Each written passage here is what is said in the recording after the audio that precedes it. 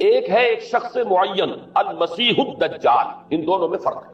معلوم ایسا ہوتا ہے کہ ایک تو شخص ہوگا جس کا ظہور ہوگا، وہ شخص معین ہوگا، اور اگر احادیث کا تتبع کیا جائے تو معلوم ہوتا ہے کہ وہ یہود کا کوئی بہت بڑا لیڈر ہوگا، اور آخری زمانے میں قریب قیامت کا جو زمانہ ہے، قرب قیامت کا، اس میں جو بڑی عظیم جنگیں ہونے والی ہیں، ان میں جب یہودیوں اور مسلمانوں کا مقابلہ ہوگا اور بہت کریٹیکل سٹیج پر وہ مقابلہ پہنچا ہوا ہوگا، اس وقت حضرت مسیح علیہ السلام کا نزول ہوگا، اور وہ دجال اکبر کو یا المسیح الدجال جسے کہا گیا ہے اس کو وہ قتل کرے۔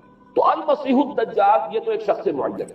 البتہ دجالی فتنہ صرف ایک شخص معین کے ساتھ نہیں متعلق، بلکہ اس کے لیے جو احادیث آئی ہیں ان کا جب ہم تتبع کرتے ہیں، ان سب کو جب جمع کرتے ہیں تو معلوم ہوتا ہے کہ وہ ایک خاص کیفیت ہے، ایک خاص دور میں کچھ ایسی کیفیات پیدا ہو جائیں گی کہ جن کو دجالی فتنے سے تعبیر کیا گیا ہے۔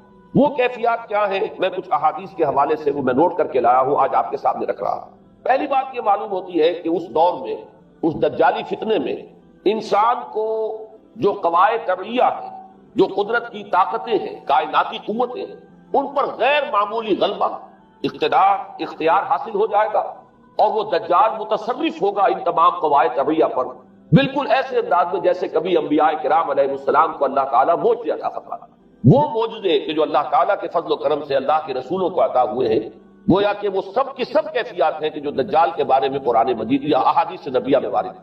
مثلا پہلی بات یہ بتائی گئی کہ اس کے لیے فاصلہ بے معنی ہو کر رہ جائے گا، انتہائی تیز رفتاری ہوگی جو اسے حاصل ہوگی۔ چنانچہ الفاظ یہ ہے کل غیث سے استدبرت الريح، وہ ایک ایسے طوفان کے مانند جو ہے وہ سیلاب آئے گا کہ جیسے کوئی بہت زوردار آندھی جو ہے اس کے ساتھ طوفان آیا کرتا ہے۔ آپ سائیکلون کا تصور کیجئے کہ جس طریقے سے وہ ایک انتہائی تیز رفتار ہوا جو ہے وہ طوفان کو لے کر آتی ہے، اس طور سے وہ فتنہ پھیلے گا۔ ایک اور حدیث میں الفاظ ہے فلا تدع قرية الا حبطتها في 40 ليلة، یہ مسلم شریف کی روایت ہے حضرت نواس بن سمعان رضی اللہ تعالیٰ عنہ۔ کوئی قریہ تک نہیں چھوڑے گا دنیا کی کوئی آبادی چھوٹی سے چھوٹی جس میں وہ نہیں پہنچ جائے گا 40 دن کے اندر اندر۔ یہ اس کی تیز رفتاری کا عالم ہوگا، گویا کہ میں تعبیر کر رہا ہوں اسے ان الفاظ سے کہ فاصلہ بے معنی ہو کر رہے گا۔ اسی کے ضمن میں بعض اور روایات آئی ہیں۔ سواری جو ہے اس دجال کی اس کو گدھے سے تعبیر کیا گیا ہے، اس لیے کہ ظاہر بات ہے اس دور میں اور کسی شے کا اگر تذکرہ کیا جاتا ہوائی جہاز کا یا راکٹس کا تو وہ تو لوگوں کی سمجھ میں نہ آتا، اور پہلے انہیں ساری سائنس پڑھانی پڑتی تب وہ الفاظ استعمال کرتے، لہذا وہ اس کا خچر، اس کا جس پر سواری ہوتی ہے، لیکن اس کی تیز رفتاری کے لیے الفاظ آئے ہیں کہ اس کا ایک قدم اگر مکے میں ہوگا تو دوسرا قدم شام میں جا کر پڑے، اور الفاظ یہ آئے ہیں کہ اس کے دونوں کانوں کے درمیان فاصلہ جو ہے وہ 40 باع کا یعنی 80 ہاتھ کا ہو، بلکہ حضرت علی رضی اللہ تعالیٰ عنہ کے خطبے میں جو اس کا بیان ہوا ہے کہ اس کا ایک کان جو ہے وہ 30 ہاتھ لمبا کان ہوگا اس کا۔ ابھی ذرا یہ صرف احادیث آپ سنتے جائیے، پھر اس کے بارے میں ان سب کو جوڑ کر جو ہمیں نتیجہ نکالنا ہے اس پر گفتگو بات ہو۔ اسی طرح آواز کا معاملہ کہ اس کی آواز 4 دانگ عالم میں بیک وقت سنی جائے۔ الفاظ یہ ہے ینادی بصوت لہو یسمع لہو ما بین الخافتین، وہ ایک ایسی آواز کے ساتھ پکارے گا کہ جسے مشرق و مغرب کے مابین رہنے والا ہر شخص اس کی آواز جو ہے گویا کہ وہ تمام فاصلوں کے جو پردے ہیں اس کے لیے وہ حائل نہیں رہیں گے، بلکہ یہ کہ اس کی آواز جو ہے پوری دنیا میں مشرق و مغرب میں بیک وقت سنائی دے گی۔ تیسری بات معلوم ہوتی ہے کہ علاج معالجہ وہ اس انتہا کو اور عمل جراحی اس انتہا کو پہنچ جائے گا۔ یہاں وہ الفاظ آئے ہیں جو قرآن مجید میں حضرت مسیح کے معجزات کے لیے آئے۔ حضرت مسیح کے الفاظ جو ابرئ الاکمہ والابرص، کہ میں مادر ذات اندھے کو اور جو کوڑھ کا مرض تو ان دونوں کو میں ٹھیک کر دیتا ہوں۔ حضرت مسیح علیہ السلام صرف ہاتھ پھیرتے تھے اور مادر ذات جو نابینا ہے، اندھا، بینائی اس کی آ جاتی تھی، اور کوڑھی جو ہے اس کے جسم پر ہاتھ پھیرتے تھے اس کا کوڑھ درست ہو جاتا۔ ابرئ الاکمہ والابرص، وہی الفاظ آئے حدیث میں کہ دجال کو یہ قدرت حاصل ہو جائے۔ نمبر 2 یہ کہ وہ یحیی الموتیٰ، جیسے کہ حضرت مسیح کے الفاظ ہے وہ احیی الموتیٰ، میں زندہ کرتا ہوں مردے کو۔ حضرت مسیح فرماتے تھے ایک مردے کو قم باذن اللہ، اور وہ کھڑا ہو جاتا تھا۔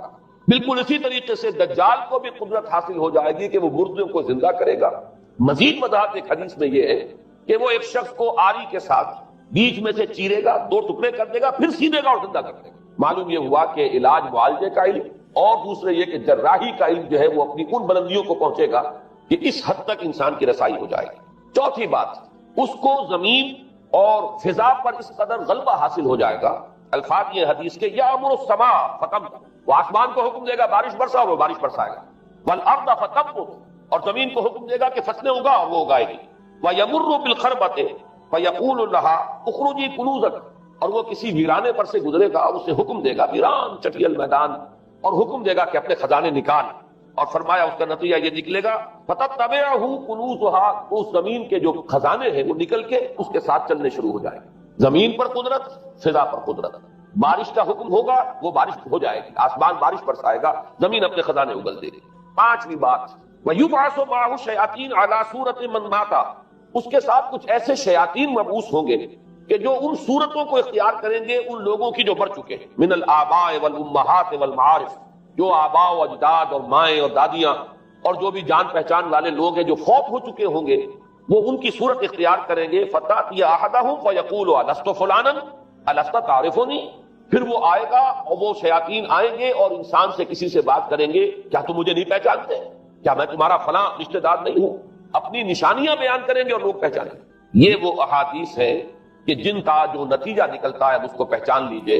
وہ نتیجہ یہ ہے کہ حضور صلی اللہ علیہ وسلم نے دجالی فتنے کے جو اوصاف بیان کیے یا جو علامات بیان کی، ان کا حاصل یہ ہے کہ سائنس اور ٹیکنالوجی کی وہ بلندیاں انسان کو حاصل ہو جائیں گی کہ جو چیزیں کبھی رسولوں کے معجزوں سے ظہور پذیر ہوتی تھی، وہ قوانین طبیعہ پر تصرف کے باعث خود انسان کرنے لگے۔ یہ ہے در حقیقت حاصل۔ چنانچہ آج آپ دیکھیے وہ جو اس کا گدھا ہے وہ ہمارے آج کل کے ہوائی جہاز ہے، اور آپ کو معلوم ہے کہ یہ رڈار جو ہیں ان کے ہوائی جہازوں کے، یہ بالکل اینڈ پر ہوتے ہیں ان کے بازوؤں پر، اور یہی ان کے کان ہیں، انہی سے انہیں وہ معلومات حاصل ہوتی ہیں۔ خود ان کی لمبائی چوڑائی جو ہے وہ کتنی ہے، اور پھر یہ کہ ان کے درمیان فصل جو ہے وہ 80 ہاتھ کا یا 40 بار کا وہ موجود ہے، اور جہاز کی ایک اڑان اب تو کہیں بات پہنچ گئی کہ آپ کو معلوم ہے کہ پوری دنیا کے گرد بھی ایک جہاز جو ہے وہ چکر لگا لیتا ہے چند گھنٹوں کے اندر۔ لیکن یہ ہے کہ عام جو رفتار ہے اس میں بھی ایک پڑاؤ سے دوسرے پڑاؤ تک، ایک جگہ سے جس کو ہاپ کرنا کہتے ہیں، یہ بھی کم سے کم 500-700 میل کا عام طور پر سفر جو ہے وہ جہاز طے کر رہا ہے۔ اسی طریقے سے ہماری جو سائنس کی، خاص طور پر جو طبی سائنس ہے، اب اس میں جس طریقے سے کہ زندہ رکھا جاتا ہے انسانوں کو، اور وہ ویجیٹیبل چاہے کہا گیا ہے ان کو ہیومن ویجیٹیبلز، لیکن یہ کہ دل کی دھڑکن بھی چلائے جا رہے ہیں، خوراک بھی پہنچا رہے ہیں، آدمی جو ہے وہ زندہ سال تک زندہ رہا رہتا ہے۔ اور یہ کہ سرجری بعض جانوروں پر تو یہ بات ہو چکی ہے کہ کاٹے گئے ہیں اور پھر ان کو سی دیا گیا ہے، جوڑ دیا گیا ہے۔ یہ تمام جو بھی معجزے ہیں اس وقت سائنس دکھا رہی ہے۔ اسی طرح اگر یہ معجزہ دیکھنا ہو کہ زمین لکو تک زمین، جہاں کہیں کوئی آثار نہیں تھے کسی ایک پتے تک کے اگنے کے، اگر وہاں لہلہاتے ہوئے آپ کو چمن دیکھنے ہو، تو ویسے سب سے پہلے تو یہ معاملہ ہوا تھا اسرائیل نے جو کر کے دکھایا تھا، لیکن اب تو آپ ابو ظبی چلے جائیے، سعودی عرب میں چلے جائیے۔ سعودی عرب کے اندر حال یہ ہے کہ آپ اگر ہوائی جہاز سے سفر کریں ریاض سے جدے تک، تو آپ کو جگہ جگہ بڑے سرکولر پیچز نظر آئیں گے جہاز سے، نہایت گرین، اور اس کے اندر جو ہے آرٹیفیشل اریگیشن کے ذریعے سے، اور بہت عمدہ وہاں کاشت ہو رہی ہے، بہت خوبصورت فارم جو ہے وہ تمام کے تمام سرکولر پیچز، اس لیے کہ جو اریگیشن ہوتی ہے وہ ان ویلز کے ذریعے سے ہوتی ہے کہ جو ایک سرکل میں چلتے ہیں، اور پانی کی وہ آرٹیفیشل بارش جو ہے وہ ہوتی رہتی ہے۔ باقی یہ کہ فضا سے آرٹیفیشل رین، یہ تو بہت ہی سادہ سی بات ہے کہ فضا کے اندر ایٹماسفیرک کنڈیشن کو ذرا تبدیل کیا جائے تو بارش آ جاتی ہے۔ اور باقی رہ گیا آواز کا یہاں سے وہاں جانا، وہ تو آواز ہی نہیں، یہ تو آپ صورتیں دیکھ رہے ہیں۔ آپ کو نیو یارک میں بیٹھا ہوا خطاب کرے، آپ پوری دنیا کے اندر جہاں چاہیں، وہ آل ورلڈ اینٹینا آپ کے پاس صرف ہونا چاہیے۔ باقی یہ کہ آپ دنیا کے کسی بھی گوشے میں بیٹھے ہوئے کسی شخص کا خطاب جو وہ سن سکتے ہیں۔ تو معلوم یہ ہوا کہ در حقیقت یہ جو دجالی فتنہ ہے، یہ جس کے اوصاف جو بیان کیے گئے، ابھی میں اس کو لفظ فتنہ سے تعبیر نہیں کر رہا، اسے جس چیز نے فتنہ بنایا وہ ابھی میں آپ سے عرض کروں گا، لیکن یہ جتنے اوصاف حدیث میں آئے، جتنی صفات بیان ہوئی، جو قوائف وہاں سامنے آ رہے ہیں، ان سب کا حاصل تو ایک لفظ میں یہ ہے کہ سائنٹیفک ڈیولپمنٹ اور ٹیکنالوجیکل ڈیولپمنٹ وہ اس درجے کی ہو جائے گی کہ قواعد طبیعہ پر، فورسز آف دی نیچر پر انسان کو تصرف اور تسلط حاصل ہو جائے گا، اور وہ انہیں استعمال کرے گا، اور اس طریقے سے اس کے اندر وہ ساری کی ساری کیفیات جیسے کہ آج ہم دیکھ رہے ہیں اپنی نگاہوں کے سامنے وہ پیدا ہو جائے۔ اب سوال یہ ہے کہ اس شے کو فتنہ کس چیز نے بنایا، یہ بات سمجھ لیجیے۔ جہاں تک سائنسی ترقی کا تعلق ہے، تکنیکی ترقی کا تعلق ہے، یہ چیزیں فی الاصل فتنہ نہیں ہے، یہ تو وہ علمہ آدم الاسماء کلہا کا ظہور ہے۔ اللہ تعالیٰ نے ازل میں حضرت آدم علیہ السلام کو جو صلاحیت عطا فرما دی تھی، یہ ایکسفولیشن ہے اس کا ظہور ہے۔ جیسے کہ آم کی گٹھلی میں آم کا درخت ہے، لیکن ظاہر بات ہے کہ اس کو درخت بننے میں وقت لگتا ہے، پہلے وہ 2 پتے نکلتے ہیں، پھر وہ بڑھتا ہے معاملہ، کئی سال میں جا کر وہ درخت جو ہے وہ جوان ہوگا، وہ پھل دے گا۔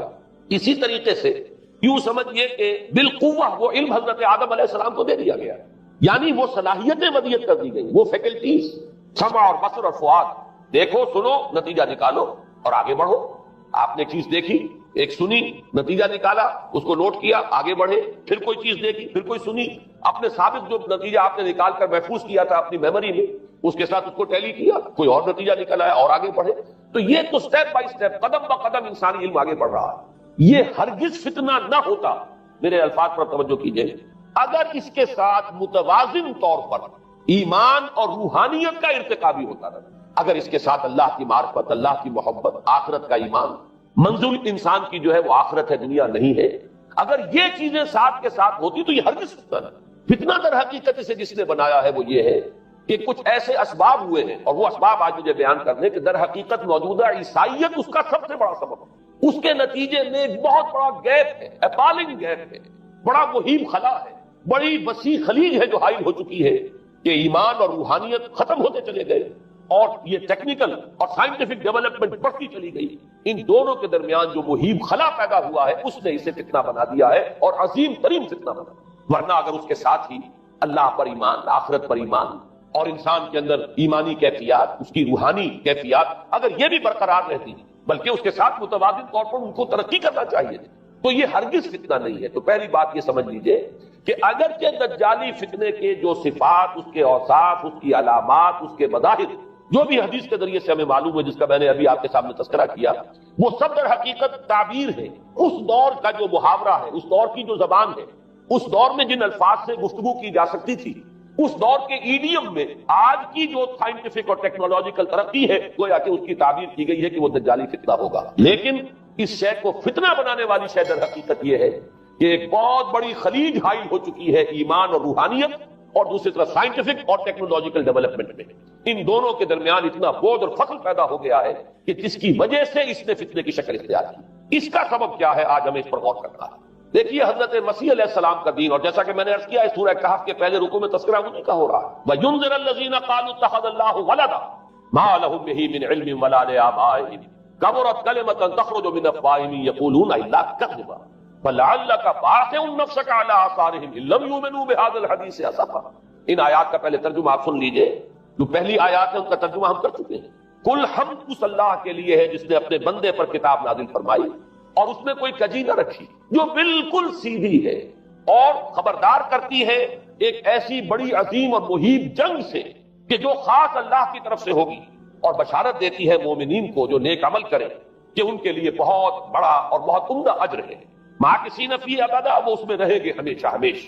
وَيُنذِرَ الَّذِينَ قَالُوا اتَّخَذَ اللَّهُ وَلَدًا. اب دوہرا کر بات آئی اور تاکہ خبردار کر دے ان کو جنہوں نے یہ کہا کہ اللہ نے کسی کو اپنا بیٹا بنایا. مَا لَهُم بِهِ مِنْ عِلْمٍ، نہیں ہے ان کے پاس اس کے بارے میں کوئی علم.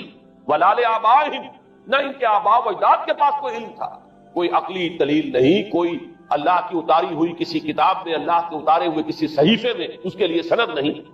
وَلَا لِآبَائِهِمْ كَبُرَتْ كَلِمَةً تَخْرُجُ مِنْ أَفْوَاهِهِمْ، بہت بڑی بات ہے کہ جو نکل رہی ہے ان کے منہوں سے. ان یقولون الا کذبا، نہیں بول رہے یہ، نہیں کہہ رہے یہ مگر جھوٹ.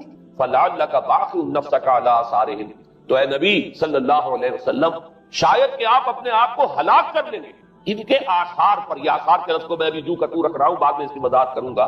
ان لم یؤمنوا بهذا الحدیث اسفا، اگر یہ لوگ ایمان نہ لائے اس حدیث پر، یہ حدیث قرآن، اس پر اگر یہ ایمان نہ لائے، جیسے کہ وہاں فرمایا گیا تھا اگر رحمت خداوندی میں داخل ہونا ہے اے بنی اسرائیل تو یہ شاہدرہ ہے رحمت خداوندی کا قرآن حکیم، آؤ اور داخل ہو جاؤ.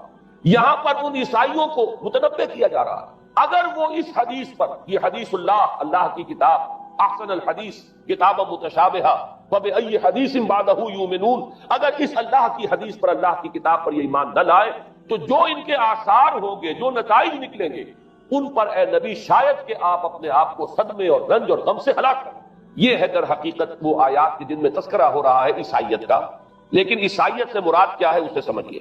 حضرت مسیح علیہ السلام کا دین تو بعین ہی وہی دین تھا جو دین آدم سے لے کر محمد تک صلی اللہ علیہ وسلم وعلیہ الصلوۃ والسلام جتنے انبیاء آئے ہیں ان کے دین میں کوئی فرق نہیں. دین توحید وہی ایمان، البتہ شرائع کے اندر، شریعتوں میں کچھ تفصیلی احکام میں فرق ہوا ہے. شریعت موسوی اور شریعت محمدی میں علی صاحب الصلوۃ والسلام تھوڑا تھوڑا فرق ہے. دین ایک ہی ہے. شرع لکم من الدین ما وصى به نوحا والذی اوحینا الیک وما وصینا به ابراہیم وموسیٰ وعیسیٰ. دین میں تو ہم نے وہی شے تمہارے لیے بھی معین کی ہے مسلمانوں کہ جس کی کہ ہم نے نوح کو وصیت کی تھی، اور جس کی کہ ابراہیم کو اور موسیٰ کو اور عیسیٰ کو وصیت کی، دین ایک ہے، ان الدین عند اللہ الاسلام۔ تو دین مسیحی بھی وہی تھا بعید ہی جو دین محمدی ہے اور دین موسوی صلی اللہ علیہ وسلم علیہ الصلوۃ والسلام۔ البتہ حادثہ جو نہایت عظیم پیش آیا اور وہ یہ ہے کہ ساؤل اس کا نام تھا پہلے، جس نے کہ اپنی زندگی میں حضرت مسیح علیہ السلام جب تک موجود تھے دنیا میں شدید انہیں تکلیفیں پہنچائیں، شدید ایذائیں پہنچائیں، ان کی مخالفت پر کمر بستہ رہا۔ لیکن اس کے بعد جب انہیں اٹھا لیا گیا، یا عیسائیوں کے عقیدے کے مطابق وہ سولی دیے گئے، اور اس کے بعد ان کا عقیدہ بھی یہ ہے کہ سولی پانے کے بعد پھر وہ زندہ ہو کر آسمان پر چلے گئے، جبکہ ہم یہ سمجھتے ہیں اور ہمارا ایمان ہے کہ انہیں سولی دی نہیں گئی، بلکہ انہیں تو پہلے ہی اٹھا لیا گیا تھا، ان کی جگہ کوئی اور ہے۔ انجیل برنباس نے یہ بات بالکل واضح کر دی کہ در حقیقت وہی حواریین میں سے جس نے کہ غداری کی تھی اور پکڑوایا تھا، مخبری کی تھی، وہی ہے جس کی شکل بنا دی گئی تھی حضرت مسیح علیہ السلام کے جیسی مانند، اور وہ شخص ہے کہ جو سولی چڑھا۔ بہرحال عیسائیت اس وقت کی جو اس کا عقیدہ ہے اور جو ہمارا عقیدہ اور ایمان ہے، ان دونوں کی روح سے حضرت مسیح علیہ السلام آسمان پر اٹھا لیا۔ اس کے بعد اس نے دین مسیحی میں نقب لگانے کے لیے، جو دین مسیح اصل دین اسلام تھا، اس کو کرپٹ کرنے کے لیے، ڈسرپٹ کرنے کے لیے، اس میں نقب لگانے کے لیے اس نے اپنے ایک مکاشفے کا ذکر کیا کہ میں آ رہا تھا سفر میں کہ مجھے حضرت مسیح نظر آئے ہیں آسمانوں میں، اور انہوں نے مجھے کہا ہے کہ اے ساؤل تو مجھے کیوں ستاتا ہے، اور تو اب فلاں جگہ جا اور میرے نام سے نبوت کر۔ اس کے بعد اس نے لبادہ اوڑھا عیسائیت کا، اور اس نے آ کر جس طرح عبداللہ ابن سبا نے محمد الرسول اللہ صلی اللہ علیہ وسلم کے دین میں نقب لگائی، اسی طریقے سے اس شخص نے دین مسیحی میں نقب لگائی۔ فرق یہ ہے کہ دین محمدی صلی اللہ علیہ وسلم کیونکہ یہ آخری دین تھا، اب کوئی اور رسول آنے والا نہیں تھا، اللہ تعالیٰ کی طرف سے اس دین کو، اس شریعت کو ایک پروٹیکشن حاصل ہے، لہذا ایک جزء کی حد تک گمراہی جو ہے پھیل سکی، کل پر محیط نہیں ہوئی۔ لیکن بدقسمتی سے دین مسیحی کے بارے میں یہ ہوا کہ کچھ عرصے تک تو کشمکش رہی ہے، اصل دین مسیحی پر بھی جو کاربند لوگ تھے اور جو اس کے اوپر مستقیم رہے وہ قائم کچھ عرصے تک رہے ہیں، لیکن ہوتے ہوتے تقریباً اس دور تک آ کر جب کہ حضور کی بعثت ہوئی ہے، اصل دین مسیحی کے ماننے والے تقریباً ختم ہو چکے تھے، شاذ لوگ رہ گئے تھے، اور ان میں بھی یہ جرت نہیں تھی کہ اپنے اصل دین کا وہ اظہار کر سکتے، بلکہ ہوتے ہوتے ان 600 سالوں کے اندر یہ ہوا کہ وہی پالزم جو ہے در حقیقت اس نے ہی مسیحیت کی شکل اختیار کر۔ یہ پالزم جو ہے یہ ہے در حقیقت، یوں سمجھیے کہ ادیان عالم کی تاریخ میں سب سے زیادہ گمراہ کن مذہب، جس کا رد عمل پیدا ہوا ہے یورپ میں، جس نے کہ اس دجالی فتنے کی شکل اختیار کی ہے۔ میں یہ چاہتا ہوں کہ اس کے ضمن میں چند باتیں آج آپ کے سامنے رکھوں۔ پال نے جو دین مسیحی میں یا دین اسلام میں جو صحیح دین ہے اللہ کا، اس میں 3 تبدیلیاں بنیادی کی۔ سب سے پہلا تو وہی جو قرآن کہہ رہا ہے، الذین قالوا اتخذ اللہ ولد، مسیح کو، حضرت مسیح علی نبینا علیہ الصلوۃ والسلام، انہیں خدا کا بیٹا قرار دیا گیا۔ اور اس میں بھی نوٹ کیجئے بیٹے کے لیے عربی زبان میں 2 لفظ ہیں، ابن اور ولد۔ ابن کا لفظ ذو معنیین ہے، 2 معنی ہے اس کے، ابن بیٹے کو بھی کہتے ہیں، اور ابن کا کوئی معنوی تعلق بھی ہو سکتا ہے، صرف بیٹا نہیں۔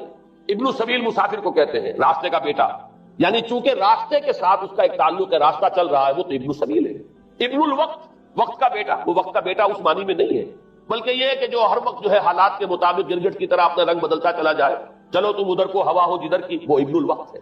تو ابن الوقت اسی طریقے سے جو میں نے دوسری مثال دی ہے، ان کو اگر آپ سامنے رکھیں گے تو معلوم یہ ہوا کہ ابن کے تو دونوں معنی ہو سکتے ہیں، لیکن ولد یہ بالکل مخصوص ہے اولاد کے معنی میں۔ ولد یہ تو گویا کہ صلبی اولاد، اور عیسائیت وہ ہے مذہب کہ جس نے کہ بدترین شرک کی صورت اختیار کی ہے، اور ان کے ہاں عقیدے میں یہ الفاظ ہیں کہ مسیح اللہ کا، خدا کا صلبی بیٹا، تاکہ کوئی شک نہ رہ جائے کہ کوئی اور نسبت ہے جسے ابن سے تعبیر کیا گیا، کوئی اور تعلق ہے جس کے لیے یہ لفظ اختیار کیا گیا، صلبی کا لفظ استعمال کیا گیا ہے کہ یہ خدا کا صلبی بیٹا۔ اور یوں سمجھیے اب اس کا جو نتیجہ نکلا کہ بیٹا اگر کسی کا ہے تو ظاہر بات ہے کہ وہ ہم جنس ہے، ہم نوع ہے اپنے باپ کا۔ انسان کا بیٹا انسان ہوگا، سید زادہ جو ہے سید کا بیٹا سید ہوگا، مغل کا بیٹا مغل ہوگا، گھوڑے کا بیٹا گھوڑا ہوگا، گدھے کا بیٹا گدھا ہوگا۔ معلوم یہ ہوا کہ بعین ہی جو کچھ باپ ہوتا ہے وہی بیٹا ہوگا۔ لہذا اس لفظ نے در حقیقت شرک کی بدترین صورت اختیار کی کہ بالکل اللہ کے برابر، اللہ کا ہم نوع، گویا کہ بدترین شرک جو ہے شرک فی الذات ہے۔ اور شرک فی الذات کی بدترین صورت یہ ہے کہ جو عیسائیت میں آئی ہے کہ حضرت مسیح علیہ السلام کو اللہ کا صلبی بیٹا قرار دیا۔ اب اس کے نتیجے میں چونکہ ظاہر بات ہے کہ آخر بائبل بھی موجود تھی، اس بائبل کو ایک دم کیسے ختم کر دیتا سینٹ پال؟ سینٹ پال کہیں یا بہرحال میں تو لفظ سینٹ اس کے ساتھ استعمال نہیں کرنا چاہتا، لیکن چونکہ ہمیں یہ ہدایت ہے قرآن مجید کی بھی کہ جو باطل معبود بنا لیے جاتے ہیں انہیں بھی ہم کوئی ان کے لیے توہین والے الفاظ استعمال نہ کریں، لہذا میں یہ لفظ استعمال کر رہا ہوں، ورنہ جی تو چاہتا ہے کہ کوئی اور لفظ اس کے لیے استعمال کیا جائے۔ لیکن جو بھی اس وقت دنیا میں اس کا معروف نام ہے پال، سینٹ پال، تو اس نے چونکہ ظاہر بات ہے کہ پوری بائبل کو کیسے ختم کر دیتے، ایک دم تورات کو کیسے ختم کر دیتا؟ تورات تو آج تک چلی آ رہی ہے بائبل کے ساتھ چلی ہوئی، the old testament, the new testament, یہ دونوں مل کر بائبل بنتی ہے۔ لہذا اب گورکھ دھندا بنانا پڑا انہیں، وہ تسلیس والا گورکھ دھندا، تین میں ایک، ایک میں تین، توحید بھی ہے تسلیس بھی ہے، تین میں ایک، ایک میں تین، اور یہ وہ شے ہے کہ جس نے عقیدے کا تعلق عقل سے منقطع کر دیا۔ اس لیے سمجھ میں آنے والی بات ہے، تین میں ایک، ایک میں تین، ایک گورکھ دھندا ہے۔ نتیجہ انہوں نے یہ نکالا کہ ڈوگما در حقیقت اس کا عقل سے کوئی تعلق نہیں، ڈوگما بس عقیدہ ہے، اور اس عقیدے ہی کے اوپر سارے دین کی بنیاد ہے، باقی وہ عقل میں آئے نہ آئے، عقل کے لیے قابل قبول ہو یا نہ ہو۔ یہ بات اچھی طرح سمجھ لیجئے کہ اگرچہ ہمارے ہاں بھی ہم بھی یہ بات کہتے ہیں کہ بہت سے حقائق جو ہے کائنات کے وہ ایسے ہیں کہ جن تک عقل کی رسائی نہیں، اس کے لیے ہم مجبور ہیں، محتاج ہیں وحی کی ہدایت کے۔ لیکن دو چیزوں میں فرق کیجئے، ایک ہے عقل سے ماوراء ہونا اور ایک ہے عقل کے خلاف ہونا، ان دونوں چیزوں میں زمین و آسمان کا فرق ہے۔ ایک وہ حقائق ہے کہ جو عقل از خود ان تک رسائی حاصل نہیں کر سکتی، لیکن جب وہ سامنے آتے ہیں تو عقل تسلیم کرتی ہے کہ ہاں یہ بات سمجھ میں آتی ہے۔ ایک وہ چیزیں ہیں کہ جن کو عقل تسلیم نہیں کرتی، تو ایک ہے مخالف عقل، ایک ہے ورائے عقل، ان دونوں میں زمین و آسمان کا فرق ہے۔ ہمارے دین میں تو عقل کو اپیل کیا گیا، لعلکم تعقلون، لعلہم یعقلون، اولو الالباب الذین یعقلون۔ اب ظاہر بات ہے کہ عقل کو ہاتھو برہانکم ان کنتم صادقین، لاؤ دلیل اپنی، تو دلیل سے عقل سے اپیل کی گئی۔ اور اس میں وہ رشتہ جو میں نے کئی مرتبہ بیان کیا علامہ اقبال کے اشعار کے حوالے سے، کہ عقل گو آستہ سے دور نہیں، اس کی قسمت کے پر حضور نہیں، اور گزر جا عقل سے آگے کہ یہ نور چراغ راہ ہے، منزل نہیں۔ منزل تک تو عقل نہیں پہنچائے گی لیکن راستہ تو دکھاتی ہے، اور جب کہ وحی کی روشنی سامنے آتی ہے تو عقل اس کی تصدیق کرتی ہے۔ یہ ہے ہمارا موقف اور یہ ہے عقلی معقول موقف۔ لیکن عیسائیت نے، بلکہ کہنا چاہیے پالزم نے، مجھے یہاں پر لفظ عیسائیت اب استعمال کرنا نہیں چاہیے، اس لیے کہ حضرت عیسیٰ سے اب اس کی نسبت نہیں رہی، حضرت عیسیٰ سے اس کی نسبت جو ہے یہ مس نومر ہے، یہ غلط نام ہے۔ دی 100 کا مصنف جو ہے ڈاکٹر مائیکل ہارٹ، اس نے یہ بہت بڑی بات کہی، اس نے کہا در حقیقت موجودہ جو عیسائیت ہے اسے پالزم کہنا چاہیے، یہ پالزم ہے، کرسچینٹی نہیں، اس لیے کہ در حقیقت حضرت مسیح علیہ السلام کی تعلیم جب تک وہ دنیا میں تھے وہ یہ نہیں تھی کہ جو پال نے تھی۔ البتہ اس نے پال کو بہت بڑا شخص مانا، اس میں کوئی شک نہیں، اس لیے کہ اس نے تاریخ کے دھارے کا جو ہے وہ رخ موڑ دیا ہے، اللہ تعالیٰ کے صحیح دین کو گویا کہ قلع قمع کر کے ایک نیا دین اس طریقے سے پھیلایا ہے کہ آج بھی شاید دنیا میں کثیر ترین تعداد عیسائیت ہی کے نام لیواؤں کی ہے، واللہ عالم، یا شاید گوتم بدھ کے ماننے والوں کی ہے۔ بہرحال یہ کہ بہت بڑی تعداد نے آج حضرت مسیح علیہ السلام کی طرف جو منسوب ہے غلط طور پر دین، اس کے نام لیوا دنیا میں۔ اس اعتبار سے وہ یقیناً اس کا تو حق رکھتا ہے کہ اس کا نام بھی اس کتاب میں آئے کہ جس نے تاریخ کے اوپر اثرات اپنے پیدا کیے۔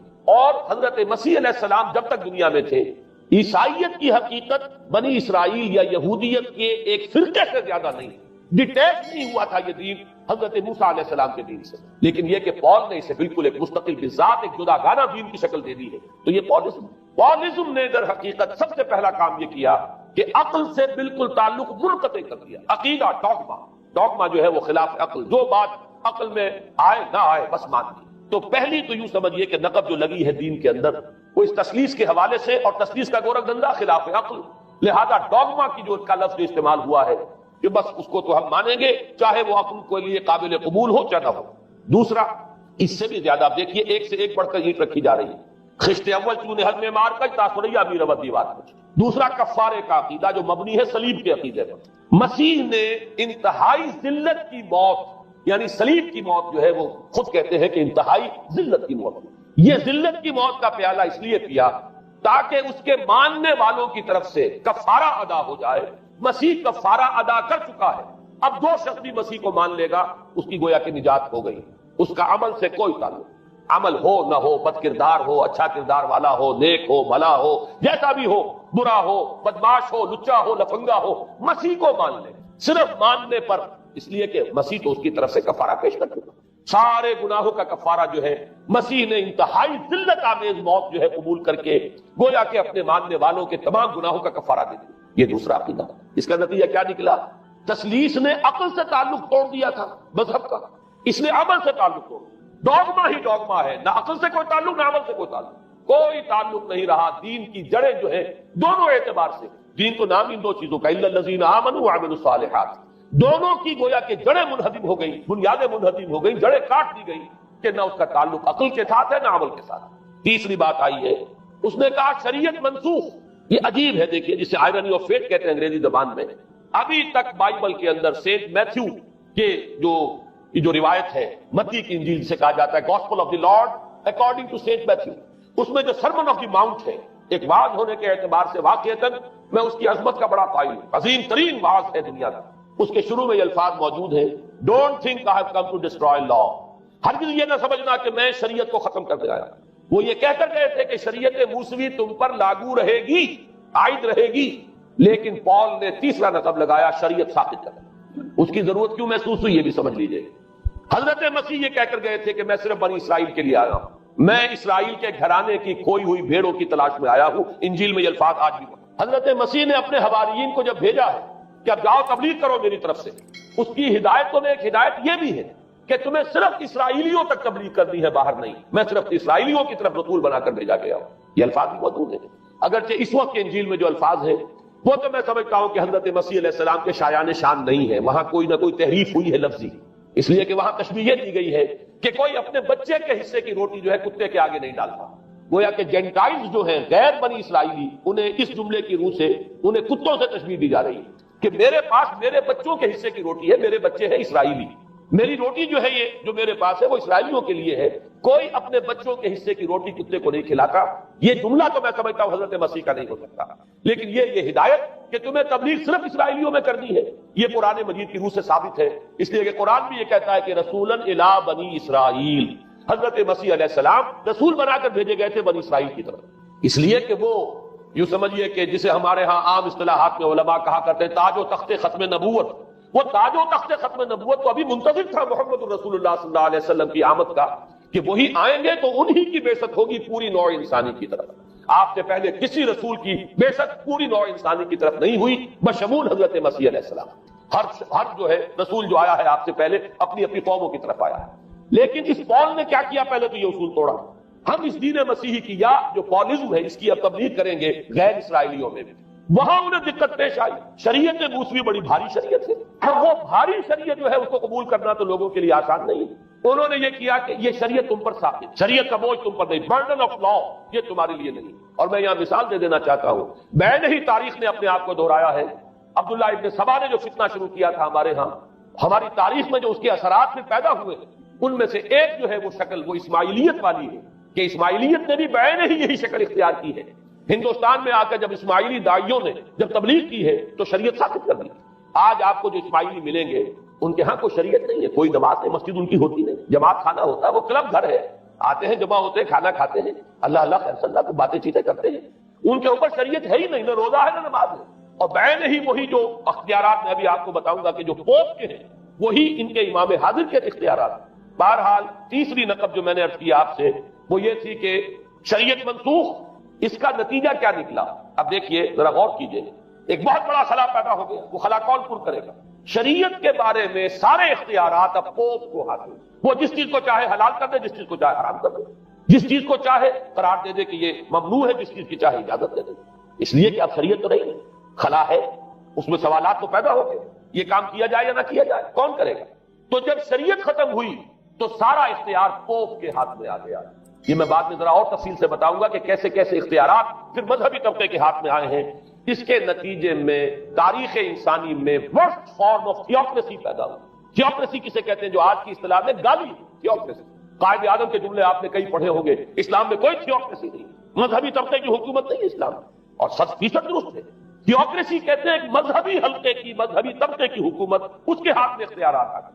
اور قرآن مجید میں اسی وجہ سے ان کے اوپر الزام لگایا گیا اتخذوا احبارهم ورهبانهم اربابا من دون اللہ، انہوں نے اپنے علماء اور صوفیوں کو اللہ کے سوا اپنے معبود بنا لیا۔ حضرت عدی ابن حاتم رضی اللہ تعالیٰ عنہ جب ایمان لائے، یہ حاتم طائی جو مشہور ہے سخاوت میں، ان کے بیٹے ہیں، قبیلہ طے سے ان کا تعلق ہے، حاتم طائی تو طے سے ہے، ان کے بیٹے عدی ہیں، یہ عیسائی تھے۔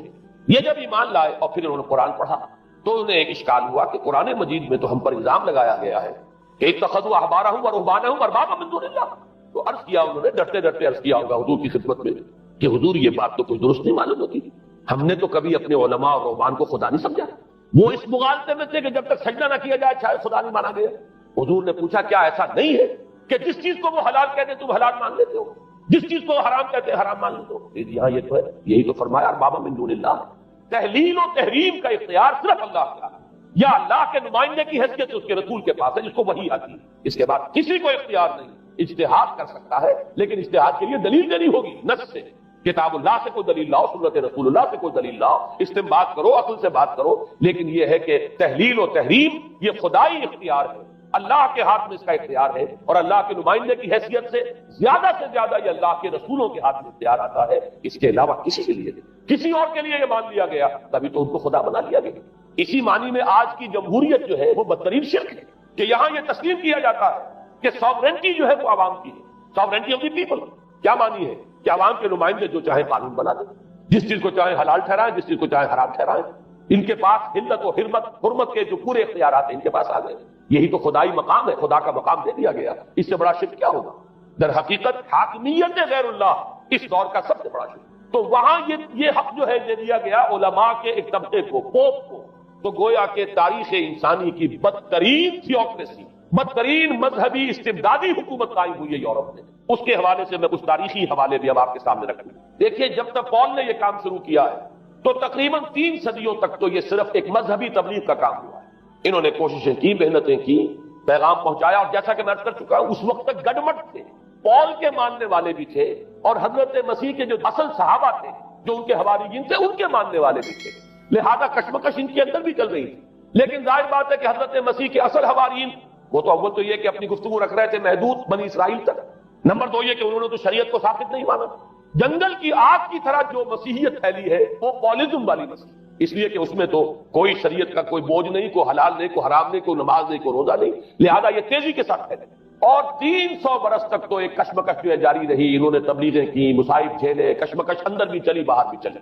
लेकिन इसके बाद कैसर रूम कॉन्स्टेंटाइन, कुस्तुनतीन जिसे कहते हैं, जिसका यह कुस्तुनतुनिया है, कॉन्स्टेंटाइन, उसने यह महसूस किया बिल्कुल अकबर की तरह, जैसे अकबर ने महसूस किया था कि मेरी ममलकत के अंदर यह मजहबी तसादुम जो है ये सबसे बड़ी, यूं समझिए कि इंस्टेबिलिटी का सबब है। लिहाजा इन तमाम मजहबों को एक खामन दस्ते में डाल के कूट पीस कर एक बनाओ। वो जो दीन अकबरी या दीन इलाही जो उसने किया था इस सियासी मसलहत की वजह से कि ये हिंदू मुस्लिम तसादुम और दूसरे मजाहिब का टकराव जो है वो हिंदुस्तान को एक सियासी वहदत और एक अपनी सियासी अजमत की तरफ पेशकदमी करने का जो रास्ता है इख्तियार करने से रोकता है। लिहाजा ये काम किया जाए, यही कुस्तुनतुन ने किया। उसने जब देखा बड़ी कशमकश चल रही है, उसने खुद ईसाइयत इख्तियार की। ईसाइयत कौन सी इख्तियार की? पॉलिज्म वाली। जाहिर बात है उसके लिए भी असल ईसाइयत इख्तियार करना जो मुश्किल था, पॉलिज्म वाली। और उसके बाद ये अब स्टेट की जो मशीनरी थी, जो ताकत था, जो दबाव था, उसके हवाले से अब ये मसीहियत जो है पूरे रोमन एम्पायर के अंदर अब ये बड़ी तेजी के साथ, जिसको कहना चाहिए, इसका एक निजाम कायम हुआ और जो मजहबी तबका था उसका इख्तिदार मुस्तहकम। इसके बावजूद 200 बरस और गुजरे। यूनान चूंकि बहुत बड़ा मरकज था इल्म का, फलसफे का, साइंस का, हिकमत का। आपको मालूम है ये तमाम अरस्तु हो, अफलातून हो, ये सब यूनान के हैं, अर्शिमेदेस हो, ये तमाम के तमाम जो भी है, तो साइंस और फलसफा दोनों उसका गहवारा यूनान था। यूनानी हुक्मा इतराज करते थे। लिहाजा सन 529 इसको नोट कर लीजिए, जस्टीनियन एक कैसर था अब कुस्तुनतीन के 200 बरस बाद, उसने अपनी पूरी ममलकत में फलसफा और साइंस की तालीम हराम करा दी। कोई ना फलसफा पढ़ सकेगा ना साइंस, जो फलसफा पढ़ेगा उसको मुर्तद करार दे दिया जाए और जिंदा आग में जला दिया जाएगा। इंक्विजिशन कोर्ट कायम हुई। वो सिर्फ मजहबी अदालतें इसलिए कायम होती थी कि जिसके बारे में मालूम हो जाए कि ये फलसफा पढ़ता है या ये साइंस पढ़ता है, इसलिए कि फलसफा और साइंस दोनों जड़ काटते हैं उस डॉगमा की। वो डॉगमा जो पॉलिज्म वाला डॉगमा है, इसकी जड़ खोदने वाली है दोनों चीजें। और चूंकि वो दोनों अक्ल को अपील करती है, ये डॉगमा अक्ल के मुतजाद है, लिहाजा मजहब का तहफ्फुज़ इसी तरह हो सकता है कि अब इन दोनों को बिल्कुल ममनू करार दे दिया जाए। यूं समझिए कि तकरीबन 1000 बरस तक यूरोप में, चूंकि सबसे बड़ी अखबार ये थी, यूरोप में फलसफा और हिकमत और ये साइंस की तालीम ममनू है। ये है दर हकीकत सबसे पहला काम जो जस्टीनियन ने किया 529। उसके बाद आगे चलकर पोप का जो इख्तिदार है वो इतना जबरदस्त बना है। पोप को इख्तियार हासिल हो गया, जिस चीज को चाहे वो कानून का दर्जा दे दे, इसलिए कि शरीयत तो है नहीं, खला पोप कौन करेगा? पोप करेगा। पोप को इख्तियार हासिल हो गया, वो जिसके गुनाह चाहे माफ कर दे। अब देखिए, अगरचे वैसे तो गुनाह पहले ही माफ हो गए कि जिसने मसीह को मान लिया गुनाह तो माफ हो गए अगले पिछले सब, लेकिन यह कि फिर भी एक खलिश रह जाती है इंसान के दिल में, क्योंकि एक अखलाकी हिस्स इंसान के अंदर अल्लाह ने पैदा की हुई है। जब कोई शख्स करता है, कोई बदकारी करता है, कोई चोरी करता है, डाका डालता है, तो वो जो एक कॉन्शियस जो कॉन्शियस है वो जो प्रिक करता है اس کو بھی ختم کرنے کے لیے اگر پوپ یا کارڈینل یا اس کے کسی نمائندے کے سامنے جا کر اعتراف گناہ کر لو اور کچھ اس کی مٹھی گرم کرو، کچھ ہدیہ پیش کرو، تو توبہ نامہ، معافی نامہ تمہیں دے دیا جائے گا، اور وہ جو چیز ہے وہ تمہارے لیے سند ہے کہ کوئی تم سے پاسپورٹ تمہارے گناہ کے نہیں۔ پھر ان کی قیمتیں تھی، ان کے لیے بڑی بڑی جو ہے ہدیے مقرر کیے گئے۔ تیسری چیز، بائبل کا اول تو یہ کہ مفہوم جو ہے وہ کوئی سند نہیں، اس لیے کہ بائبل ہانٹ کر رہی تھی، اولڈ ٹیسٹمنٹ بھی ہے، یہ حضرت مسیح کی یہ 4 انجیلیں بھی ہیں، یہ تعلیم کچھ اور ہے، لہذا بائبل جو ہے وہ سند نہیں ہے۔ سند پوپ کا جو ہے فرمان، وہ سند، بائبل کی شرح کرنے کی، بائبل کی طرف سے کوئی دلیل لانے کی کسی کو کوئی حق حاصل نہیں۔ یہ جبر تھا، یہ تشدد تھا یورپ میں، یہ وہ دور تھا جبکہ اسلام پھیل رہا تھا۔ میں نے اس لیے آپ سے کہا تھا، نوٹ کرایا آپ کو، 529 میں جسٹینین کا یہ فرمان، 571 میں حضور کی ولادت ہو رہی ہے، وہی صدی ہے، اور 630 کے آس پاس، بلکہ 629 کے آس پاس سلطنت روما کے ساتھ مسلمانوں کا ٹکراؤ شروع ہوا۔ تو یہ تاریخی ان کو ریلیشن جو ہے ذہن میں رکھیے۔ جس وقت مسلمان آئے اور 200-300 برس جو ان کے عروج کے ہیں، اس وقت آپ کو معلوم ہے کہ تقریباً 6 صدیاں ہو چکی تھی کہ یورپ بالکل جس کو کہا جاتا ہے ڈارک ایجز، انتہائی تاریخی مذہبی جبر اور استبداد، اس کے سوا کچھ نہیں۔ اور ملاؤں کی حکومت جسے آپ کہیں گے، جسے آج کل کی اصطلاح میں کہا جائے گا، وہ جس کو چاہے جو چاہے سزا دے دے، پوپ کو اختیار حاصل ہے۔ کسی کے بارے میں ذرا جیسے بعض اوقات خبریں سچی ہیں یا جھوٹی، لیکن میں مثال دے رہا ہوں، جیسے خبریں آتی رہی ہیں ایران کے بارے میں کہ کہیں اگر معلوم ہو گیا تو پاسداران انقلاب پہنچے اور سمری ٹرائل اور فوراً ختم کیا آدمی کو۔ اس قسم سے انکوزیشن رپورٹ جو ہے وہ کورٹ وہاں قائم ہوئی، اور یوں سمجھیے کہ لاکھوں افراد تحت کیے گئے، زندہ جلائے گئے۔ لیکن اس کے بعد جب عالم اسلام میں وہ روشنی پھیلی، اور خاص طور پر بنو عباس کے زمانے میں، اب بھاگ بھاگ کر وہاں جو بھی تھے فلسفے کے اور سائنس کے کوئی دلچسپی رکھنے والے، وہ بھاگ کر عالم اسلام میں آ گئے۔ یہاں اب وہ کتابیں جو ہے ان کے ترجمے ہوئے، خاص طور پر مامون اور ہارون الرشید کے زمانے کے اندر یہ علم جو ہے ہندوستان سے بھی لیا، یونان سے بھی لیا مسلمانوں نے، اور اس کے بعد یہ غرناطہ اور قرطبہ کی یونیورسٹیوں کے ذریعے سے اس علم نے پینیٹریٹ کیا ہے دوبارہ یورپ میں۔ دیکھیے سرکل کیسے بنا ہے، یونان کا علم آیا ہے پہلے عالم اسلام میں، مڈل ایسٹ میں، اور پھر ادھر سے ہو کر چکر کھا کر اور اسپین کی یونیورسٹیوں کے ذریعے سے یورپ میں انٹروڈیوس ہوا ہے۔ اس وقت پھر اصلاح مذہب کی تحریک شروع ہوئی، اور ساتھ ہی تحریک احیاء العلوم رینیسنس، اس کے نتیجے میں وہاں بیداری پیدا ہوئی۔ لیکن یہ بیداری اب آپ نوٹ کر لیجئے، ایک تو پروٹیسٹنٹ مذہب پیدا ہوا اور کئی سو برس تک تصادم رہا کیتھولکس کے اندر اور پروٹیسٹنٹس میں۔ پورے اسلام کی تاریخ میں کبھی اتنے خونی فسادات نہیں ہوئے ہیں، کبھی بھی شیعہ سنی فساد بھی کبھی اتنا نہیں ہوا جتنا کہ کئی سو برس تک رومن کیتھولکس اور پروٹیسٹنٹس کے مابین یورپ میں ہوتا رہا۔ بلکہ اس میں تو ایسے ایسے واقعات آتے ہیں کہ لگ بھگ 10 لاکھ افراد جو ہیں وہ ختم ہوئے ہیں۔ یہ آپس کا تصادم جو تھا، پروٹیسٹنٹ مذہب جو پیدا ہوا اصلاح مذہب کی تحریک کے ذریعے سے، اور وہ رومن کیتھولک پاپائیت والا نظام، ان کے درمیان جو تصادم ہوا، 10 لاکھ کی تعداد بتائی جاتی ہے کہ آدمی مارے گئے۔ بلکہ فرانس کا ایک شہر ہے، وہاں تو 19 دن تک مسلسل قتل عام کیا گیا پروٹیسٹنٹس کا، اور وہاں حاملہ عورتوں کے جو ہے پیٹ چاک کر کے بچے نکال کر ان کو بھی جو ہے ختم کیا گیا۔ یہ سارا ظلم جو ہے وہاں ہوا ہے، تصادم ہوا ہے۔ اس کے نتیجے میں آپ خود سوچئے کہ کس قدر نفرت پیدا ہوئی عوام کے اندر مذہب سے۔ اس کے ساتھ ہی اب وہ علم شروع ہوا، سائنس شروع ہوئی، لہذا علم اور سائنس دونوں کی جڑ میں مذہب سے شدید نفرت پیدا ہوئی۔ یہ ہے وہ سبب کہ جس نے یہاں سے راستے علیحدہ کر دیے۔ اور مذہب چونکہ جبر کرتا ہے، مذہب چونکہ عقل کے اوپر بیڑیاں بٹھاتا ہے، پہرے بٹھاتا ہے، بیڑیاں ڈالتا ہے، اور مذہب چونکہ تشدد کرتا ہے، لہذا مذہب کے خلاف ایک نفرت، ایک ریئیکشن، یہ ہے اس ساری سائنسی ارتقاء اور سائنٹیفک اور ٹیکنالوجیکل جو ڈیولپمنٹ ہوئی ہے، اس کی جڑ میں مذہب سے نفرت جو ہے اس کے بیج بو دیے گئے۔ اور یہ 200-250-300 سال میں اب یہ جو تناور درخت بن کر آیا ہے کہ ایک طرف سائنس کی ترقی، ٹیکنالوجی کی ترقی آسمان کو چھو رہی، آج انسان چاند کے اوپر تو انسان کے قدم جو ہے پہنچ چکے ہیں، اور آپ کا ایک راکٹ جو ہے وہ پورے تمام سیارے جو ہیں جو ہمارے سولر سسٹم کے ہیں ان سب کا چکر لگا کر اور وہ اس سے باہر چلا گیا ہے، خلا کے اندر کہاں گیا کچھ پتا نہیں۔ لیکن یہ کہ تقریباً یوں سمجھیے کہ 77 کا چلا ہوا وہ، اور 12 برس تک اس نے سفر طے کیا ہے، کم سے کم سولر سسٹم کا جو ہے اس نے پورا جو ہے احاطہ کیا۔ اور جو میں نے آپ کو وہ احادیث سنائی، ان کے حوالے سے بات کیا سمجھ میں آئی کہ یہ سائنٹیفک، ساری کی ساری سائنٹیفک ڈیولپمنٹ، یہ ٹیکنالوجیکل ڈیولپمنٹ، لیکن چونکہ اس کے ساتھ مذہب کا انکار ہے، خدا پر ایمان نہیں ہے، آخرت کا یقین نہیں، روح کا گویا کہ انکار، روحانیت تو بہت دور کی بات ہے، روح کا بھی انکار۔ نتیجہ یہ ہے کہ ان دونوں چیزوں کے مابین وہ گیپ، جسے میں نے کہا تھا ایپالنگ گیپ، ایک بہت بڑا گیپ ہے جو پیدا ہو چکا ہے۔ اب میں حدیث آپ کو سنا رہا ہوں بخاری شریف میں جو روایت ہے حضور نے فرمایا کہ دجال کے ماتھے پر لکھا ہوا ہوگا کافارا کفر. الفاظ یہ ہے انہو مکتوب بین عینیہ کافارا علیحدہ علیحدہ یقرأہ کل مومن کاتب و غیر کاتب. وہ اس طرح نمایاں لکھا ہوا ہوگا کہ ہر شخص اسے پڑھ لے گا، چاہے وہ لکھنے والا ہو چاہے نہ ہو، لکھا پڑھا ہو چاہے نہ ہو. یعنی اس تہذیب کی پیشانی پر کفر لکھا ہوا، مذہب سے دشمنی، مذہب سے بغض، مذہب سے دوری، مذہب کی ہر چیز کی طرف. آج جو ایک ورلڈ سویلائزیشن ہے، ایک عالمی تہذیب ہے جس کا کہ غلبہ ہے ہمارے اس پورے گلوب پر، اس میں 3 چیزوں کے مقابلے میں 3 چیزوں کی اہمیت ہے. خدا کی اہمیت نہیں ہے، ہوگا ہم انکار بھی نہیں کرتے لیکن ہم جانتے بھی نہیں کہ ہے کہ نہیں. ہاں اہمیت کائنات کی، غور کرو، کائنات کے قوانین کو سمجھو، ایکسپلائٹ کرو، قوت جو ہے نیچر کی قوت اس کو مسخر کرو، اس کو استعمال کرو. ہوگا خدا ہے یا نہیں ہے چھوڑو اس بحث کو. اصل اہمیت جو ہے وہ قائم. اسی طرح اصل اہمیت اس جسم کی مادے کی ہے. روح ہوگی کوئی شے ہمیں نہیں پتا، نہ ہم دیکھ سکتے ہیں نہ ہم اسے چھو سکتے ہیں نہ چکھ سکتے ہیں، ہوگی. لیکن یہ کہ اصل جو ہے اہمیت وہ مادے کی اور جسم کی، اس کے فکر کرو. اسی طریقے سے حیات دنیاوی، اصل سے حیات دنیاوی، اس کو بناؤ سنوارو، بہتر سے بہتر زندگی گزارو، ویلفیئر اسٹیٹ ہو، بہت ہی عمدہ ماحول ہو اور ہر چیز کو، لیکن حیات اخروی ہوگی. اب تو آرام سے گزرتی ہے، آخرت کی خبر خدا جانے ہے یا نہیں ہے، اس سے ہمیں کوئی بحث نہیں. 3 چیزوں کے مقابلے میں 3 چیزوں کی اہمیت، یا یوں کہیے کہ 3 چیزوں کے مقابلے میں مقابل کی 3 چیزوں کو بالکل غیر اہم، اس کی طرف تو توجہ کا ارتکاز کائنات پر ہے، ذات باری تعالیٰ پر. ذات و صفات باری تعالیٰ ایک صرف علمی موضوع ہے، اصل توجہ کی شے کائنات. روح ہوگی کوئی شے، اصل شے جسم ہے اور مادہ.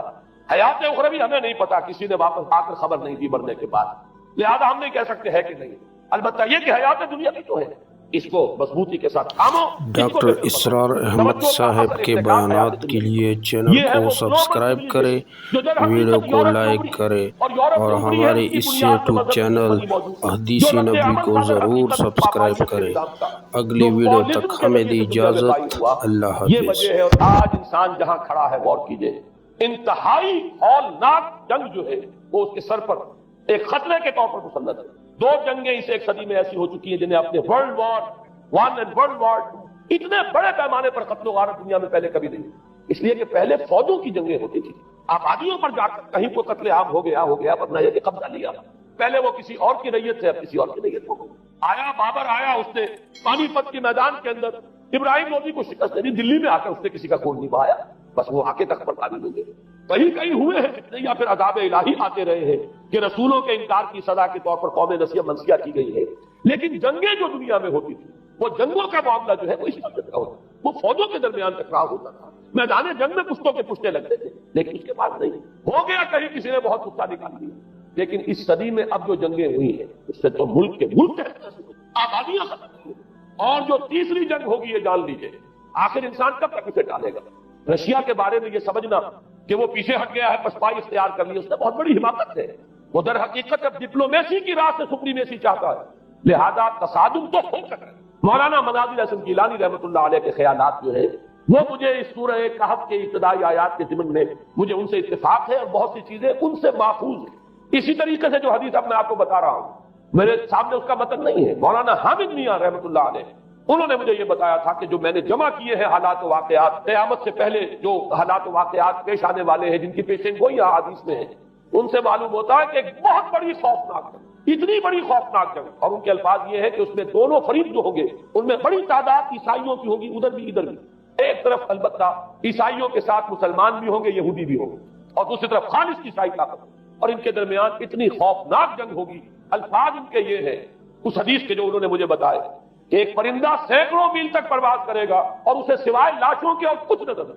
آپ تصور کیجئے اگر ایٹمک وار ہو جاتی تو یہی ہوگا، تہس نہس ہو جائے گا، وہاں ختم ہو کر رہ جائے گی. اور یہ چیز جو ہے یہ بہرحال یہ جتنا کچھ فائل اپ کیا گیا ہے، یہ ڈسٹرکٹیو فورس سائنس کی یوں سمجھیے کہ معراج اب یہی ہے. اب تو سٹار وارز کی باتیں ہو رہی ہیں کہ صرف زمین پر نہیں، باہر بھی یہ جنگیں ہمیں لڑنی پڑے گی. لیکن یہ کہ اس کا کیا حال ہوگا. امریکہ میں ایک پکچر تیار کی گئی تھی، دی ڈے آفٹر غالباً اس کا نام ہے. اس میں ایک نقشہ دکھایا گیا ہے اس قدر ہولناک کہ یہ 100 اونچی منزلہ عمارتیں جو ہے یہ ایسے جیسے کہ کچے گھروندے ہوتے ہیں، ایسے وہ پگھل کر رہ جائیں گی. اور یوں سمجھیے کہ انسان جو ان کے اندر ہوں گے، ایک ایک منزل کے اندر، ایک ایک ایسی 100 منزلہ عمارت کے اندر ہزاروں آدمی ہوتے ہیں، جیسے کہ کوئی ایسی کالونی ہو کوئی ان کی چیوٹیوں کی، اور اس پوری کالونی کو آپ اپنے پاؤں سے بسر دیں، ایسے انسانوں کا اگر وہ جنگ ہو جاتی جس کا نقشہ کھینچا گیا۔ یہ ہے در حقیقت وہ بات کہ جو مولانا مناظر حسن گیلانی فرما رہے ہیں ان آیات مبارکہ میں، وَيُنذِرَ الَّذِينَ قَالُوا اتَّخَذَ اللَّهُ وَلَدًا، تاکہ خبردار کر دے یہ قرآن ان لوگوں کو جنہوں نے کہا ہے کہ اللہ نے بیٹا بنایا، بدترین شرک کا جنہوں نے ارتکاب کیا، اور اسی ولدیت مسیح کے عقیدے سے وہ ساری کرپشن جو ہے دین خداوندی کی، دین مسیح کی اصل جو دین تھا اس کی جو ہوئی ہے، اس کے نتیجے میں آج نوع انسانی وہاں کھڑی ہے۔ اسی لیے آیت نمبر 2 میں فرمایا وَيُنذِرَ بَأْسًا شَدِيدًا مِّن لَّدُنْهُ، تاکہ خبردار کر دے ایک بہت بڑی جنگ سے۔ ہمارے اکثر مفسرین نے یہاں پہ ایک بہت بڑا عذاب کہہ کر جو ہے وہ گزر گئے، لیکن واحد یہ لفظ ہے قرآن مجید کا یہ مقام ہے جہاں لفظ باس آیا، اور مولانا مناظر حسن گیلانی نے بحث کی باس تو جنگ کو کہتے ہیں، قرآن مجید میں جہاں بھی یہ لفظ آیا جنگ کو کہتے ہیں۔ تو ایک بہت بڑی ہولناک جنگ جس کے لیے فرمایا ملتن ہو، یہ تمہارے اپنے پیمانوں پر نہیں آئے گی، یہ تمہارے حساب کتاب میں نہیں آ سکتا جو ڈسٹرکشن ہوگی۔ جیسے کہ آپ علم لدنی کہتے ہیں، ایک علم وہ ہے جو جانے بوجھے طریقے سے حاصل کیا جاتا ہے، ایک علم لدنی ہے جو خاص اللہ تعالیٰ اپنے کسی بندے کو عطا فرما دے۔ اس جنگ کی جو ہلاکت خیزی ہے وہ تمہارے حساب کتاب میں آنے والی نہیں ہے۔ لِيُنذِرَ بَأْسًا شَدِيدًا مِّن لَّدُنْهُ وَيُبَشِّرَ الْمُؤْمِنِينَ الَّذِينَ يَعْمَلُونَ الصَّالِحَاتِ أَنَّ لَهُمْ أَجْرًا حَسَنًا مَّاكِثِينَ فِيهِ أَبَدًا۔ البتہ اللہ تعالیٰ بچائے گا اپنے اہل ایمان بندوں کو جو نیک عمل پر بھی قائم۔ اب میں وہ حدیثیں آپ کو سنا دوں، میں نے پہلے بخاری کی حدیث آپ کو سنا دی کہ اس پورے فتنے کے معلوم ہوگا کہ اس کی دونوں آنکھوں کے مابین کافارا لکھا ہوا ہے، کفر، گویا کہ یہ سمبل ہے، یہ علم، یہ علامت ہے اس جدید موجودہ تہذیب کی، کفر، الحاد، مادہ پرستی، خدا کا انکار، آخرت کا انکار، روح کے وجود کا انکار۔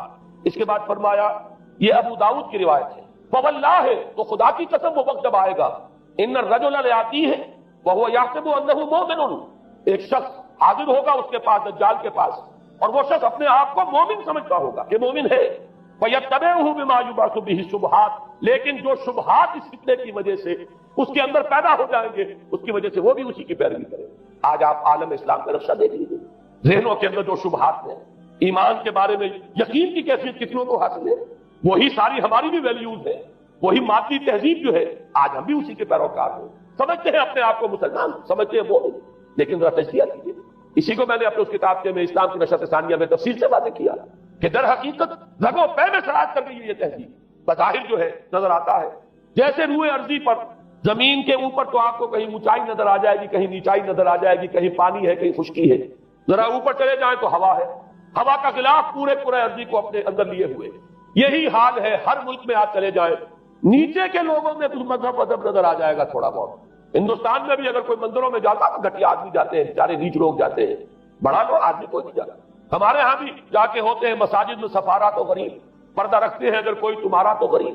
شہروں میں ایک کاروباری طبقہ ضرور ایسا ہے جو نماز روزے کے ساتھ اس کا ایک شوق ہے، لیکن آپ جا کے دیکھ لیجیے دیہات کے اندر کیا حال ہے، تو معلوم یہ ہوا کہ نیچے تو شاید کچھ نہ کچھ فرق ہے، یہ مسلمان ملک ہے، یہ ہندو ملک ہے، یہ فلاں ملک ہے، یہ بدھ مت کا ملک ہے، لیکن اوپر چلے جائیں یعنی ہر ملک کے اوپر جو ایلیٹ ہے، جو اعلیٰ تعلیم یافتہ، جو آپ کی ملٹری اور سول بیوروکریسی ہے ٹاپ کی، وہ تو ایک ہی رنگ میں رنگے ہوئے، ان کا لباس وہی، ان کا رہن سہن وہی، ان کا تمدن وہی، نام کا فرق اگر نہ ہو تو پتہ نہیں چلے گا یہ مسلمان ہے کہ ہندو ہے کہ سکھ ہے، پر پتہ چلے گا بی پی سنگھ نام ہے تو پتہ چلے گا کہ ہندو ہے، لیکن یہ کہ باقی اس کی وضاحت، اس کا لباس، اس کا اٹھنا بیٹھنا، آپ کے ہاں یہ تو کچھ عوامی دور میں آ کے کرتا شلوار جو ہے وہ آئی ہے، لیکن وہ بھی اندرون ملک ہوتی ہے، باہر جا کر ہمارے اپنے لوگوں کے جو لباس ہوتے ہیں آپ کو دیکھیے کہاں فرق معلوم ہو جائے گا کہ کون مسلمان ہے اور کون ہندو اور کون پارسی ہے اور کون عیسائی۔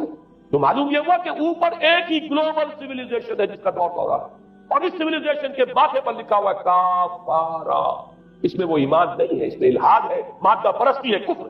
اس میں آخری حدیث جو میں آپ کو سنا رہا ہوں، حضور نے فرمایا آخر من یخرج الیہ النساء، اس فتنے کی طرف پیش قدمی کرنے والا آخری طبقہ ہوگا عورتوں، وہ جب اس تہذیب کی طرف لپکیں گے، یہ طبقہ جب آگے بڑھے گا، یہ جو ہمارے ہاں بھی جلوس نکلتے ہیں، شریعت کا مذاق اڑانے والے جلوس، اسلامی احکام کی نفی کرنے والے جلوس نکلتے ہیں، اور ان کے جس طریقے سے ڈسپلے ہوتا ہے اخبارات کے اندر، جتنا ان کے لیے اعزاز ہے، جتنی ان کے لیے یہاں پر تکریم ہے ہمارے معاشرے کے اندر، اس کو پیش نظر رکھیے۔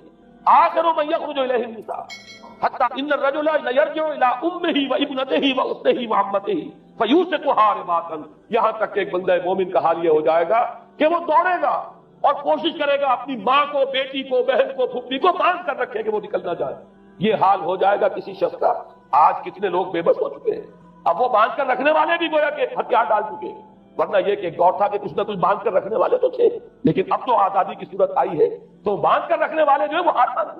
اب تو آپ دیکھیں گے اچھے بھلے نظر یہ آتا ہے، داڑھی رکھی ہوئی ہے، خود جو ہے وہ مذہبی مزاج کے ہیں، لیکن بالکل بے پردہ تو خاتون جو ہے این ان کے سوٹ کے پیچھے بیٹھی ہوئی یا ان کے کار کے اندر ان کی برابر کی سیٹوں پر بیٹھے ہوئے جا رہے ہیں. بے پردگی، یہ اباحیت، ہمارے اخبارات کا جو حال ہے اس کو دیکھیے. خدا کے لیے یہ رنگین صفحات بند کرو، لیکن مجال ہے تو کسی کے کان پر ٹوٹت نہیں. لہذا حدیث کے الفاظ نوٹ کیجئے، آخر من یخرج الیہ النساء. اس فتنے کی طرف پیش قدمی کرنے میں آخری طبقہ جو ہوگا وہ خواتین کا ہوگا. حتی ان الرجل لیرجع الی امہ و ابنتہ و اختہ و عمتہ. یہاں تک کہ آدمی دوڑے گا، پکڑے گا اپنی ماں کو، اپنی بیٹی کو، اپنی بہن کو، اپنی پھپھی کو، اور اسے باندھ کے ہی کوشش کرے گا کہ کہیں وہ اس طریقے سے اس دجالی فتنے کے اندر جو ہے وہ اسی کی پیروی کے اندر گھر سے نہ نکل جائے.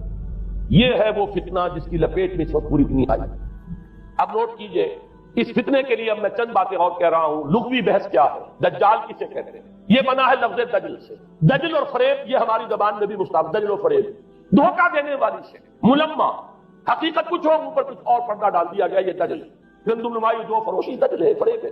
اسی کے لیے دوسرا لفظ عربی زبان کا جو قرآن میں کثرت سے آیا وہ غرور، دھوکہ.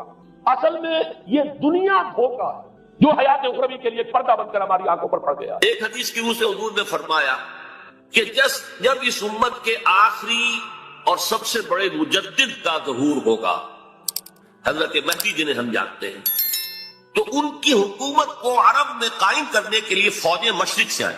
یخرج ناس من المشرق یؤطئون للمہدی یعنی سلطان. معلوم ہوا کہ عرب کے مشرقی علاقے میں کہیں وہ پہلے نظام قائم ہو چکا ہو. ایک اور حدیث میں آتا ہے کہ جس میں گویا کہ پیشین گوئی ہے کہ یروشلم مسلمانوں کے ہاتھوں سے نکلا ہوا ہوگا اس وقت جیسے کہ آج ہے. حدیث کے الفاظ یہ ہیں کہ یخرج من خراسان رایات اسود لا یردها شیء حتی تنصب بإیلیا. خراسان کے علاقے سے سیاہ پرچم لے کر فوجیں چلیں گی اور یہ پرچم جا کر سیدھے یروشلم میں نصب ہو جائیں گے. کوئی ان لشکروں کا رخ موڑ نہیں سکتا. آج وہ یروشلم یہودیوں کے قبضے میں ہے اور کوئی دن کی بات ہے، اندیشہ ہے کہ مسجد اقصیٰ جو ہے وہ شہید کی جائے. وہ اپنا سیکنڈ ٹیمپل جو ہے بلڈ کرنا چاہتے ہیں، نقشے تیار ہو چکے، ہر چیز اس کے لیے جو ہے پورا اہتمام ہو چکا. بہرحال یہ کوئی اشارات ہیں جو احادیث ہمارے پاس ہے حوالوں کے ساتھ جو اس کے اندر درج. اب مشرق میں الحمدللہ کہ ہندوستان بھی مشرقی میں تھا، پاکستان اب مشرق میں ہے، افغانستان مشرق میں ہے.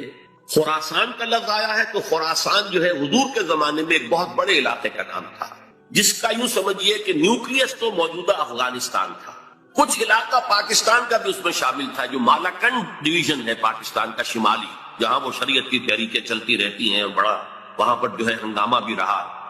اور یہ تھوڑا سا علاقہ ایران کا بھی شامل تھا جو اب بھی خراسان کے پروونس کی حیثیت سے وہ جانا جاتا ہے. اور پھر یہ کہ یہ ترکی ریاستیں بھی اس کے اندر شامل تھی. یہ خراسان اس کے بارے میں فرمایا کہ وہاں سے پہنچے جائیں. اس کے علاوہ ایک حدیث کوئی ہے کہ جس کا حوالہ مجھے نہیں مل سکا، لیکن یہ کہ علامہ اقبال نے چونکہ اس کا اشارہ کیا ہے کہ میرے وطن کو آئی ٹھنڈی ہوا جہاں سے، میرا وطن وہی ہے، میرا وطن وہی. جبکہ وہ ہندوستان کا جو ہے راگ الاپ کہے تھے، اس کو بھی کہا میرے عرب کو آئی ٹھنڈی ہوا جہاں سے.